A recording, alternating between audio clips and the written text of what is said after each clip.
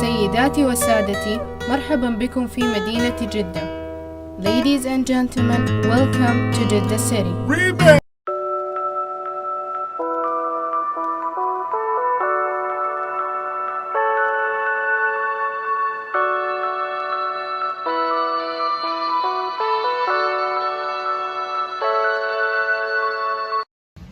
عشاق السفر في كل مكان، تحياتي لكم.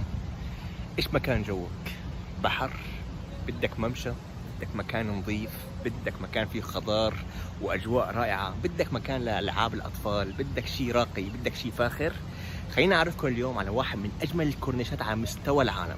انا بحكي هون عن كورنيش جدة الجديد، الواجهه البحريه.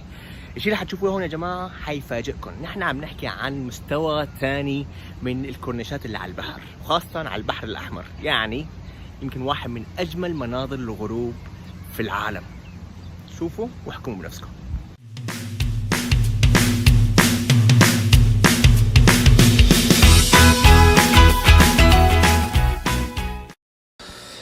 من هنا ببدأ فعلا هو الكورنيش الجديد أو كورنيش جدة الجديد، الواجهة البحرية اللي يطلق عليه. مثل ما شايفين الآن هذا هو لسه البداية فقط من الطرف الجنوبي، أنا حجينا بالعكس. ومثل ما شايفين الآن بدأت تشوفوا كيف المعالم الرئيسية للطريق المقابل للكورنيش. يعني الكورنيش حيكون على يمينك، بينما على يسارك كمان في اهتمام في هذا الساحة. تشوفوا كمان موجود انه في ممشى للمشاة وممكن حتى للدراجات موجود بين الشارعين الرايح والجاي.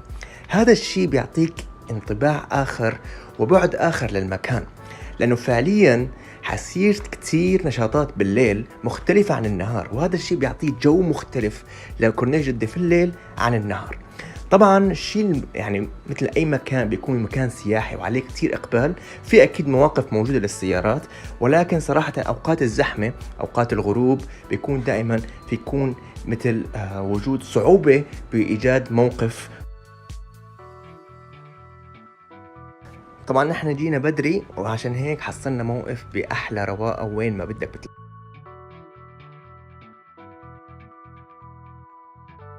تقريبا نزلنا على الكورنيش بشكل مباشر، كورنيش جدة الجديد. ومثل ما شايفين كيف ما شاء الله وجود غطاء نباتي وغطاء من الخضرة موجودة بشكل كتير كبير. الشيء المميز كمان انه مساحة الكورنيش نفسها مساحة كبيرة، فهو عريض جدا. هذا الشيء عطى مساحة انه انت مو بس تقعد على البحر، ممكن تستمتع بالخضار الموجود، بتنوع في نوعية النباتات الموجودة، سواء نباتات خضراء أو حتى أشجار النخيل مثل ما شايفينها هاي. يعني صراحة تعطي انطباع كتير جميل وكتير رائع لتستمتع بهيك أجواء ساحرة. لأنه إحنا عم نحكي عن جدة في الشتاء دائما جوها رائع.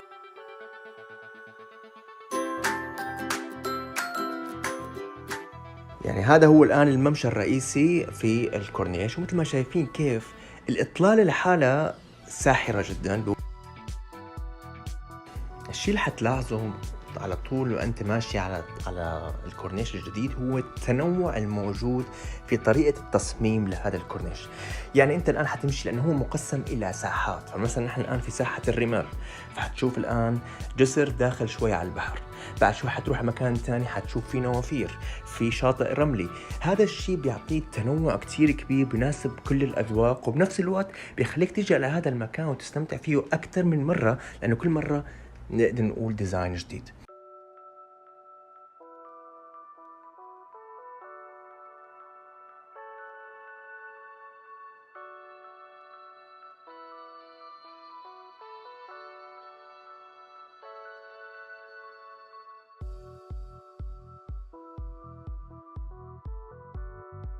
مثل ما شايفين ما شاء الله الهواء كتير قوي، وانا الان بعطيكم بس هيك لمحة عن المكان يعني بالاجواء الساحرة هيك.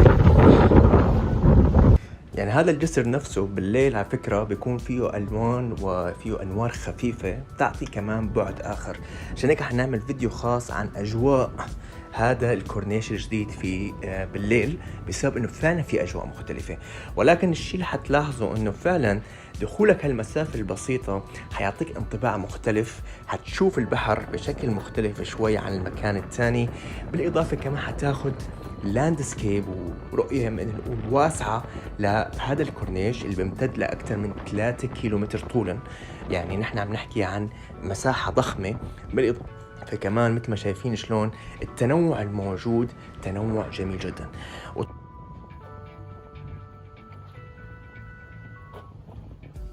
وكمان حتى هون على الكورنيش في شاطئ رملي مدفوع، شيء نظيف، في إمكانك تسبح سباحة لطيفة جميلة في منتصف مدينة جدة والكورنيش الجديد. هلا حنشوف.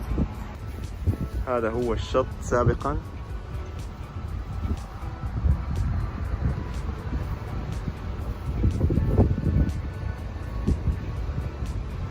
كان له دخولية خاصة، نشوف ان شاء الله يرجع يشتغل. بس هذا هو الاجواء اللي كانت موجودة تماما، شاطئ رملي في منتصف مدينة جدة في كورنيش جدة الجديد.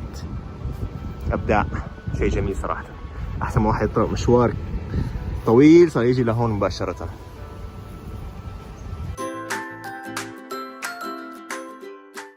ففعلا هذا النمط من الجمال الموجود على الكورنيش جدة الجديد يخليك ويشجعك انه تتمشى، تمشي وانت مبسوط، لانه مثل ما شايفين امامكم والفيديو واضح جدا، كل ما بتمشي اكتر حتشوف فيو مختلف ومنظر مختلف للبحر، بيخليك يعني تستمتع بالمشي. هذا الشيء بيشجع الناس نفسها يا أخي تمشي أكتر وتمارس نمط حياة صحي أكتر، خاصة بوجود أماكن بتشجع هذا الشيء. في كافيات، في مطاعم، في حتى مثلا الآن مثل ما شايفين حتى في أعمال صيانة موجودة ومستمرة طوال الوقت. يعني هاي الأماكن الآن عم بصير عليها مثل ما شايفين هذا الجدار الأمامي، هذا عبارة عن على الأغلب حيكون كافيه أو مطعم موجود، وبالتالي حتى توفير الخدمات مباشرة على الكورنيش. هذا الشيء جديد بالنسبة لجدة، ما كان موجود سابقا، وهذا الشيء بسبب وجود مساحة عريضة للكورنيش، بس إنه الناس حتى ما تضطر تروح أو تجيب أكل من برا عشان تقعد على الكورنيش. وهلا حتشوف طبعا أنت ما دام جيت على كورنيش جدة الجديد فأنت لازم تيجي وتجرب مطعم البيك. يعني هذا المطعم من أشهر مطاعم جدة على الإطلاق، وله سمعة عالمية، بتميز بأكيد بالبروستد والمسحب والشغلات اللذيذة. يعني حلاوته فاتح بالكورنيش مباشرة، تشتريه وتطلع تقعد على البحر. أحسن من هيك خدمة ما في، لأنه كان قبل بدك تروح تشتري مكان تاني وترجع، الآن مباشرة عن البحر بكورنيش رائع جميل جدا، وبنفس الوقت كمان على البحر مباشرة. يا سلام يا سلام. طبعا أنا دخلت وطلبت قبل، طبعا هذا هو طلبات كلها هون ما شايفين، الشغلات كلها هون تعقيم، وبنفس الوقت كمان هاي الوجبات الموجودة، بس ما في بروستد، كله هون مسحب فقط، يعني الوجبات السريعة، والأسعار ولا أحلى. يعني الشاورما ب4.5، دجاج مسحب 6.5، في سندوتشات، في حتى وجبات، فبتاكل أكل لذيذ جدا وبسعر صراحة يعتبر رائع.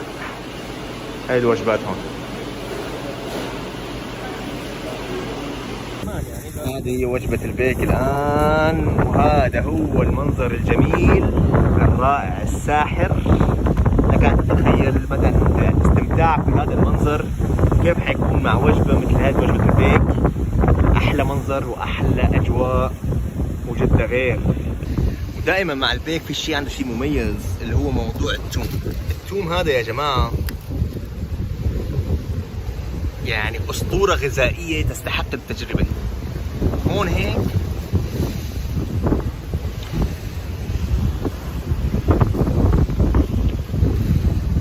مطعم، يعني طعم البيك على البحر مع هيك إطلالة وهيك أجواء ساحرة، قسم بالله يعني ممكن من أحلى المتعة ممكن تعيشها هلا بجدة، تاكل بيك على البحر مع هيك أجواء ساحرة. شيء بتقدر تقول عنه يا ويلي ولا وأنت مبسوط. مش بقى شايفين شلون حتى في صوت الأذان موجود، لا صوت صرخ، عشان فانت قاعد هذا البحر وقت الأذان ما بتيجي بتسمع هذه صلاة العصر الآن. صراحة الكورنيش رائع جدا. هذا هو هون نفسه الساحل الرملي، شفناه قبل شوي من هناك، هذا عم بوريكم اياه كمان. وهذا هو كمان من معالم جدة الجديدة الآن، هذا البرج. لكم تخيلوا جمال المنظر، روعة هذا يعني صراحة الكورنيش، إمكانيات ضخمة جدا مثل ما شايفين، في نفس الوقت ما شاء الله مساحة كبيرة جدا، يعني روعة روعة.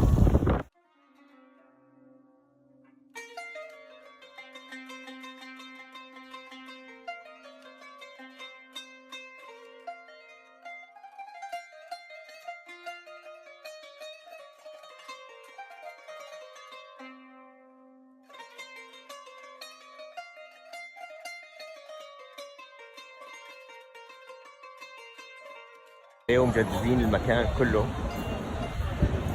ولكن يعني حلو جدا الشعور الحلو اللي بتاخده في المكان هون.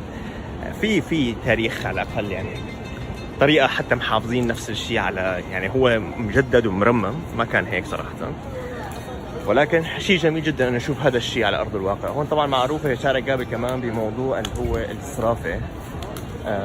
كمان هون افضل مكان للصرافه، بتلاقي كثير محلات صرافه هون، صرافة المصاري يعني أكيد دولار، ولا بتلاقي مثلا يعني حسب العمل اللي بدك إياها، محلات الذهب كمان. فيعني تجي لهون لوسط البلد بتحس في فرق شوي عن بقية أركان جدة، لأنه هون في نقدر نقول تاريخ بسيط، بس تاريخ جميل، شعور لطيف في المكان. حتى هون شفتوا بلشت تشوفوا الشغلات التاريخية والتراثية نوعا ما. هاي هون بأحد حواري شارع جابر.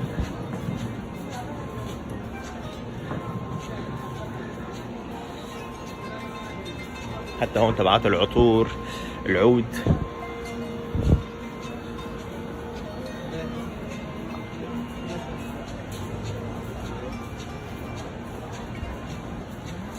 لا الروح جميلة جدا هون.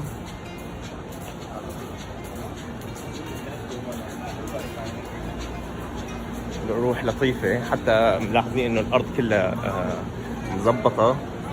هون هي محلات قماش.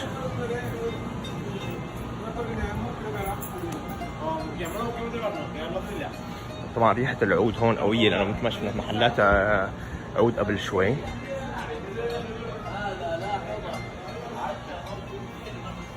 لسه هون مستمرين بقى شارع جابر هون.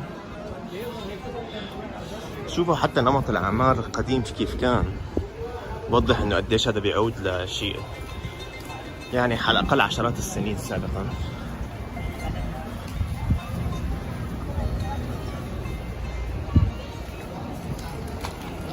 يعني هو صار في اهتمام جديد بالمنطقة، ما كان فيها الاهتمام. هاي شوفوا هالمنطقة هي كلها تعتبر نوعا ما عملوها من جديد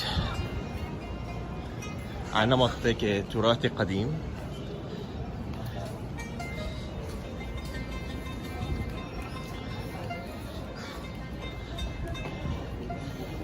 وما في شيء معين يعني قديم جدا، ولكن طريقة المنطقة وعملها كان كثير معمولة بطريقة توحي انه هي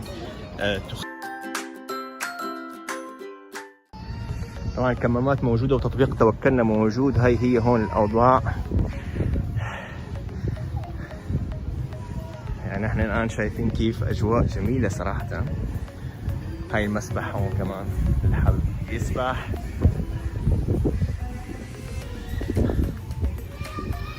واو، شيء جميل.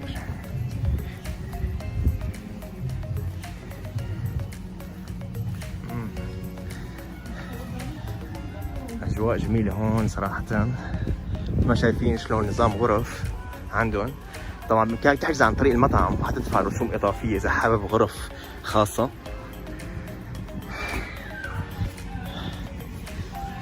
وبالإضافة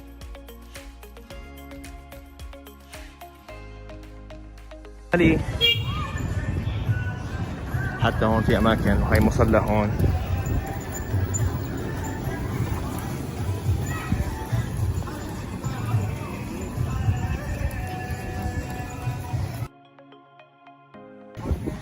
الشيء اللي حتلاحظ انه مباشرة في جلوس خارجي مثل ما شايفين هون.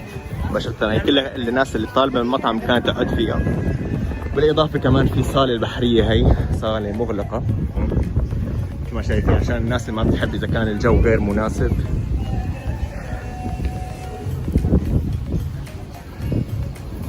شايفين هيك حتى هون في شط كامل. أجواء لطيفة جدا.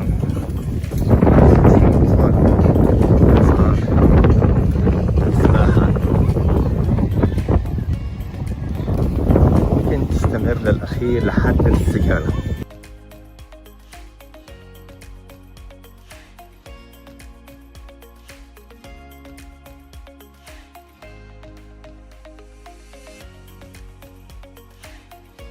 فصراحة وجود فكرة منتجع مع مطعم بهالطريقة هي اللي تقضي فيها يوم صراحة تعتبر فكرة كتير حلوة، كتير جميلة، كتير جديدة هون بالسعودية. وصراحة مدام جاي تاكل سمك ما فيها أحلى من هيك مكان. على كل هلا حيبين معنا إذا المطعم بيستاهل ولا لا، ولكن لحد الآن المكان رائع، الأجواء جميلة، أنت قاعد على البحر وعم تاكل سمك بجو مختلف شوي عن مطاعم جدة الباقية. بقدر أقول إنه الشاطئ فيه إضافة جميلة حلوة، أي نعم مو شاطئ كبير، ولكن بقدر أقول إنه هو مكان عائلي بامتياز لتقضي جو ساحر.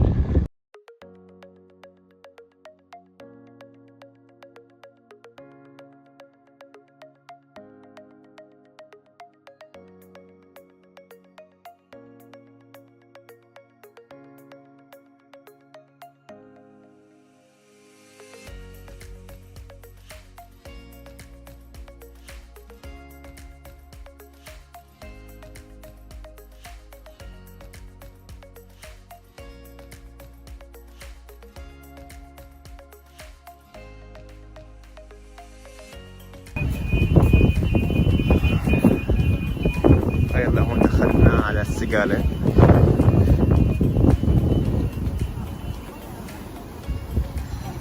كما شايفين هون هيك الإطلالة الساحرة جدا.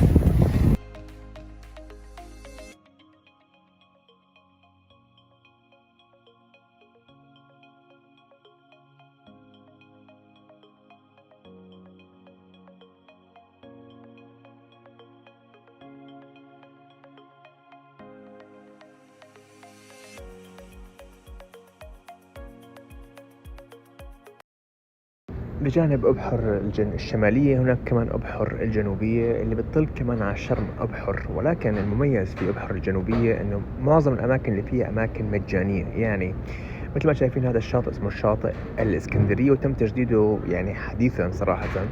الفيديو هذا مصور من فترة، ومثل ما شايفين كيف إنه الشاطئ تم تجديده بشكل إنه يكون أول شيء دخول مجانا، مكان للسباحة لأهل جدة والناس القادمين إلى جدة بشكل جميل راقي ومرتب.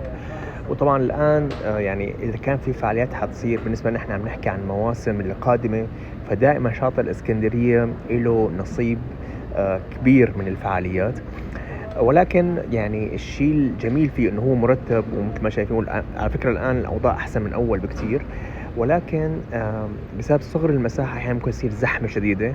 وعشان هيك الناس اللي حابة تيجي تستمتع بالسباحة تختار الأوقات غير أوقات نهاية الأسبوع، أو حتى تختار الأوقات اللي هي مثلا غير الإجازات الموسمية، لأنه يعني مهما كان فالناس كلها جايين تسبح بنفس الوقت، حيكون في زحمة وحيكون في يعني ممكن في بعض الناس ما تحب تكون في ازدحام، ولكن بضل الشاطئ نظيف، شاطئ جميل، وبنفس الوقت في حتى ألعاب مائية أكيد إلى مبالغ إضافية.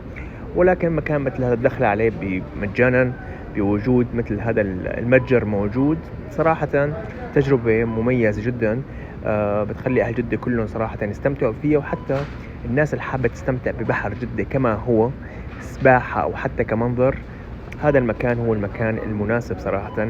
اسمه شاطئ الإسكندرية في أبحر الجنوبية.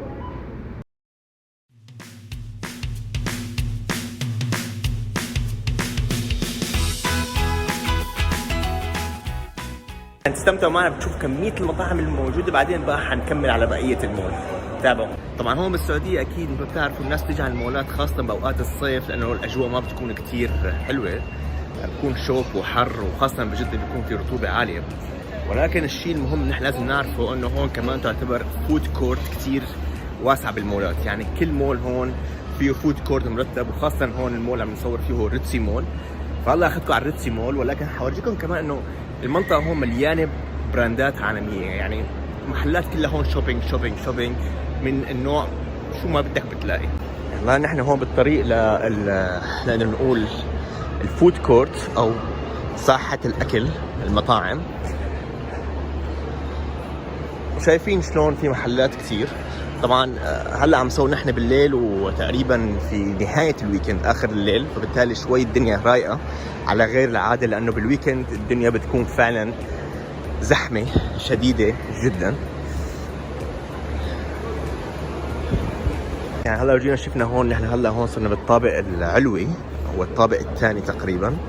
هذا هو المنظر من فوق، ومثل ما شايفين شلون تقريبا في كافيات موجودة هون يمين ويسار، وهي هون الإطلالة من فوق. هذا هون الطابق الأرضي، وهون تقريبا الطابق الأول، وهون الطابق الثاني.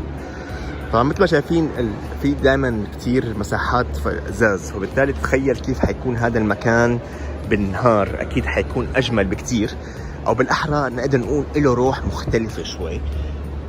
هي الشيء المميز فيه صراحة، انه له روح مختلفة هذا المول بالليل وبالنهار. وبالتالي هلا حورجيكم اكيد شغلة مهمة. هاي هون بقى الفود كورت بالكامل، ما شايفين مساحة ضخمة جدا كبيرة، مطاعم كلها هون سواء الفاست فود معظمها هون بيكون. وكمان بنفس الوقت مثل ما حكينا، شوف شلون مساحات الازاز الشفافة، هذا الشيء بيعطيه فعلا للمكان نسق جميل وخاص في موضوع اللي هو تجيله بالنهار، خاصة في وقت الافطار والغداء. حيعطيك كيف المساحة هون جميلة جدا، حتكون الإضاءة سواء مثل ما شايفين هلا بالليل او حتى بالنهار كثير حتكون جميله. بالاضافه اكيد تشكيله المطاعم الكبيره، لانه هو مثل ما شايفين المول فيه قسمين، في قسم هذا كان القسم القديم هون، وهون في القسم الجديد هلا حنروح عليه. وطبعا هذا الطابق كله عباره عن مطاعم. من الشغلات المميزه فيه هون المول اكيد اللي هو بالطابق الارضي، اللي هو وجود هالنافوره هي، يعني مجرد نافوره جميله يعطي انطباع مع الصوت، يمكن شايفينه واضح كثير جميل. وهنيك كمان بيكون في مثل ساحه بيعملوا فيها احيانا اكتيفيتي، هلا رايحين نشوفها. ولكن هون نحن لحدنا هذا كله بمحل المطاعم. هاي هي هون المصاعد، هاي هي هون الساحه. بالعاده بصير فيها ايفنتات، اذا في ايفنتات بتكون بهالمنطقه عاملينها بشكل هيك ملون جميل. طبعا مثل ما شفتوا هاي ساحه هون المطاعم اللي وريكم قبل شوي، تقريبا معظمها فاست فود او المطاعم اللي هي تبعت الاكل السريع. ولكن على الناحيه الثانيه تماما ممكن هون تدخل بقى بتلاقي تشكيله مختلفه شوي من المطاعم اللي هي تعتبر يعني نوعا ما فاين دايننج، مثل ستيك هاوس وهدول اللي هنين فيهم اعداد خاصه فيهم مثلا حتى هون في كمان مدينه العاب للاطفال شايفينها هون.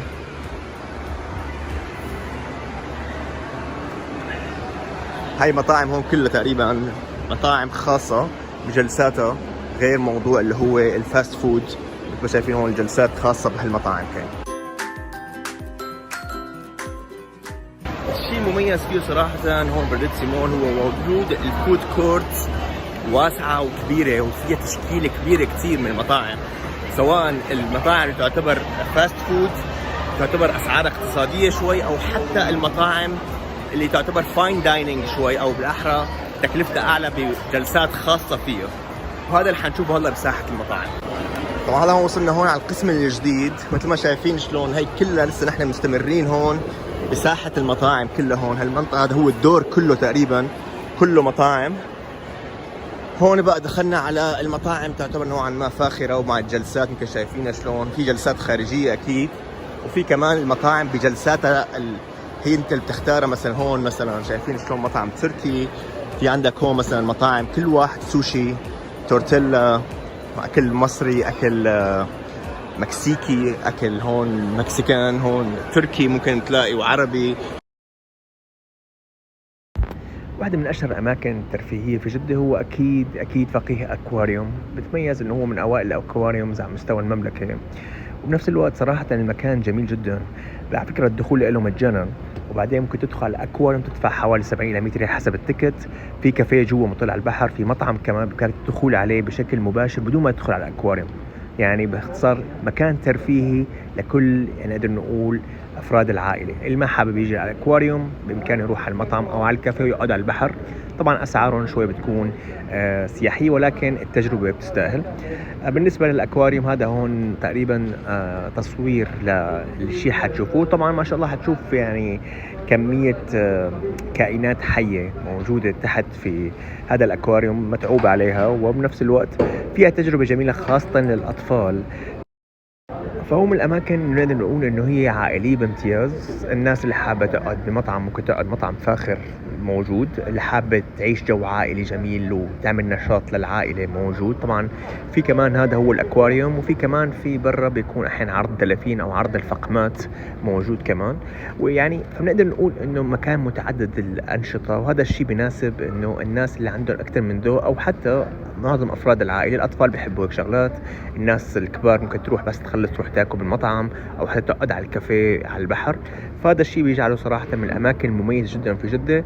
ومثل ما حكينا أسعار التيكت بالنسبة للدخول للأكواريوم حوالي 70 إلى 90 ريال، لأنه في عندهم أكثر من باقة ممكن تكون فيها عروض اللي هي عرض مع الفقمات مثلا مع دخول الأكواريوم، كله على حسب الموسم.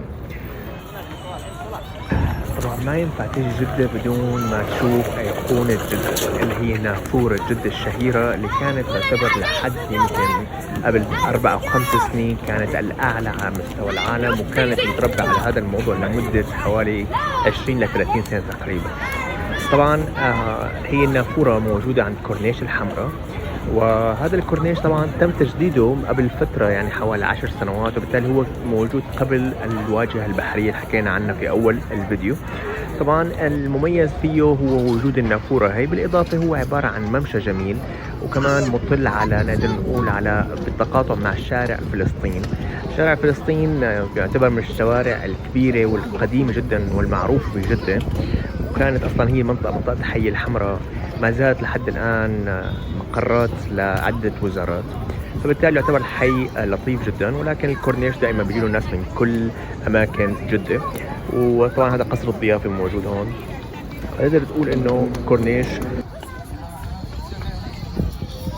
طبعا هذا اللي على الزاوية على اليمين هذا هو الريتز كارلتون تبع جدة، وطبعا أنا اللي حابب يشوف أنا مصور فيه فيديو خاص للريتز كارلتون، حابب يشوفه من جوا. طبعا يعتبر من المناطق الراقية ولكن قديمة شوي. وطبعا أكيد يعني هذا المنظر لحاله بيخليك تيجي وتستمتع بهذا المكان، خاصة لما تكون الأجواء جميلة. تقدر تقول نهاية السنة تقريبا الميلادية، بداية أكتوبر تقريبا بداية السنة، أحيانا بيكون الجو كتير لطيف جدا، تيجي تتمشى هون وبتستمتع صراحة بأجواء ولا أروع. وصراحة بتكون تمشاية ظريفة جدا تغير فيها جو، وبنفس الوقت تستمتع بالمناظر الجميلة. طبعا هذا هو هون شارع فلسطين. هذا الشارع بيربط بين طريق الكورنيش تبع الحمراء وطريق الملك عبد العزيز. هذا الشارع سابقا كان له طنة ورنة وعز كبير، ولحد الآن يعني له ناسه، ولكن كانت في فترة صيانة. حتى شايفين شلون نمط الشارع نفسه مو نمط اسفلت، عبارة عن حجر عشان يكون يعطي انطباع شوي مختلف، ما شايفين شلون. طبعا هون كان في مجمع تجاري مول بس كتير قديم، بدنا نقول واحد من أقدم الشوارع الحيوية كانت في جدة، هو شارع فلسطين. طبعا بتكمل لقدام شوي لنهاية الشارع حتلاقي عندك هون اللي هو نقدر نقول صار في عندك شوية كافيات ومطاعم موجودة. حتى آخر شي كمان لآخر الشارع ممكن بتلاقي كمان حتى هلا تم تجديد المنطقة بشكل كويس، في مطاعم وكافيات مرتبة. فمثل ما شايفين نحن مستمرين. هذا هون يعني هاي شفتوا شلون المطاعم موجودة. المنطقة أصلا منطقة سكنية كبيرة معروفة اسمها منطقة الحمراء. هاي هون اللي هو الجمجوم مول، سابقا واحد من أقدم مولات جدة، صار له يمكن حوالي فوق 30 سنة، ومعروف جدا بهذا الديزاين تبع الباخرة. ولكن لا شيء يبقى على حاله. الآن معظمه صار مكاتب فوق، وفي شوية نقدر نقول محلات تحت، بالإضافة في مدينة الصين اللي شكلها مو شغالة والله ما بعرف، يعني من الألوان واضح إنه الإضاءة مو شغالة.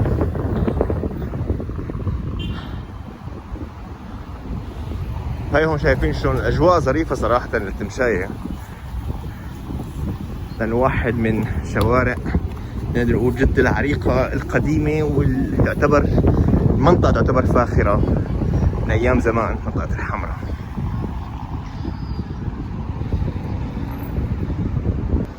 طبعا أهل جدة كلهم الطيبين لهم ذكريات قوية كتير هون مع جمجوم مول.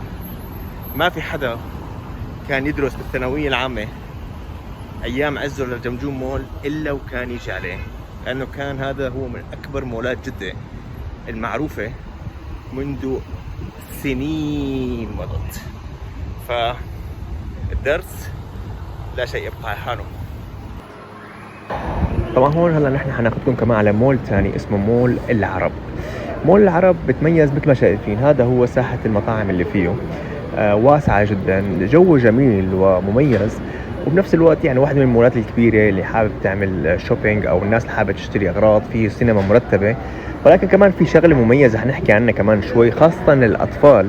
في مدينة ترفيهية خاصة للأطفال مميزة اللي هي اسمها كيدزينيا، تعطي تجربة مختلفة شوي للأطفال اللي حابين يعيشوا المهن ويجربوها على أرض الواقع.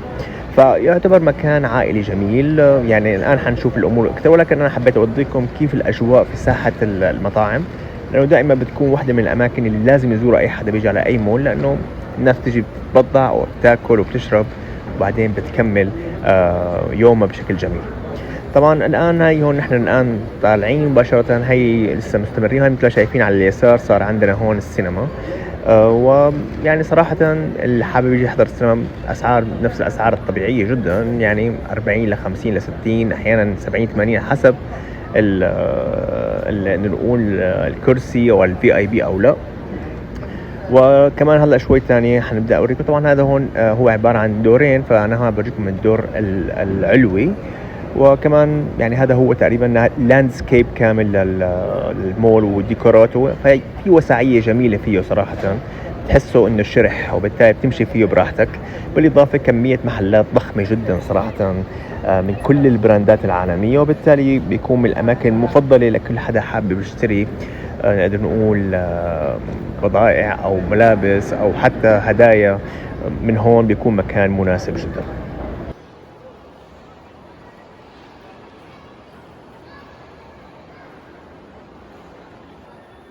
هي هون هلا وصلنا للمدينة اللي حكينا عنكم عنها، مدينة ترفيهية للأطفال اسمها كيدزينيا. ومثل ما حكينا هي فكرتها قائمة بشكل مميز، ترى ما بعمل إعلان ولا شيء، هدفها الرئيسي بس إنه تعيش الأطفال المهن المستقبلية. فبالتالي مثلا تلاقي ممكن يشتغل كطيار، ممكن يشتغل كدكتور، ممكن يشتغل، عبارة عن أركان، وهي الأركان هي بتعلم الطفل إيش المهنة هي بتعمل على أرض الواقع. فبالتالي بتعطي تجربة مميزة صراحة للأطفال، إنه يطلعوا بفكرة لأن نقول مستقبلية عن المهن، وبالتالي ممكن تبدأ تطلع عندهم نقدر نقول التوجه على حسب الرغبة الموجودة. طبعا الأسعار بتكون حوالي 120 لل 140 وحتى كمان ريال للطفل. وطبعا حتى بيعطوهم عمل خاصة، أوراق نقدية خاصة بكيدزيني على أساس إنه يقدروا يبيعوا ويشتروا، وبالتالي كمان فيها فكرة إنه. أخيرا لكل حدا وصل معنا للرقم 8 بحب أبارك له، وقال له هو صراحة انه المكان الثامن اللي بيستحق الزيارة يمكن هو مطار جدة. مو هذا الشيء بسبب انه بس المكان جميل ومثل ما شايفين جديد وحتى الديكور رائع، ولكن كمان حتشوفوا هلا كمان شوي. ما شاء الله تبارك الرحمن، شوفوا كيف مطار جدة صار يا جماعة، شيء عجيب رهيب جميل جدا. طبعا لازم يكون معك توكلنا. بيحتوي مطار جدة على واحد من أكبر الأكواريومز الموجودة في أي مطار في العالم موجود في جدة. طبعا هذا الأكواريوم مجانا، وبإمكانك أنه أنت تشوفه وحتى تقعد على الكافيهات حواليه مثلا. وهو كمان موجود في صالة القادمين في مطار جدة، وحتى يمكن الوصول له بدون ما تكون مسافر. كل اللي عليك اللهم تيجي وتحجز مكان وتوقف السيارة برا. طبعا الساعة الآن ب11.5 ريال على كل ساعة في المواقف المؤقتة بالتبعة المطار، ولكن صراحة الموضوع بيستحق. يعني إذا معك أطفال هذا الشيء بيكون صراحة رحلة جميلة جدا وغير مكلفة، وبنفس الوقت فيها تغيير شكل عن يعني صراحة المطار لحاله مبهر وجميل، ولكن كمان أيضا بوجود هذا الأكواريوم صراحة يعتبر تجربة مميزة تستحق صراحة الذهاب، خاصة للي عنده أطفال واللي بحب الشغلات المائية، لأنه في أكثر من 2000 سمكة موجودة في هذا المكان. يعني ممكن يكون صراحة تجربة مميزة. بتمنى تكونوا استمتعتوا معنا بهذا الفيديو، وإن شاء الله يا رب تستمتعوا بأجواءكم وأوقاتكم في جدة أهل الرخاء والشدة أكيد. وبتمنى من الجميع أكيد اللايك والشير والسبسكرايب لنكمل سوا، ونشوفكم على خير يا أحلى متابعين في التاريخ المعاصر كله.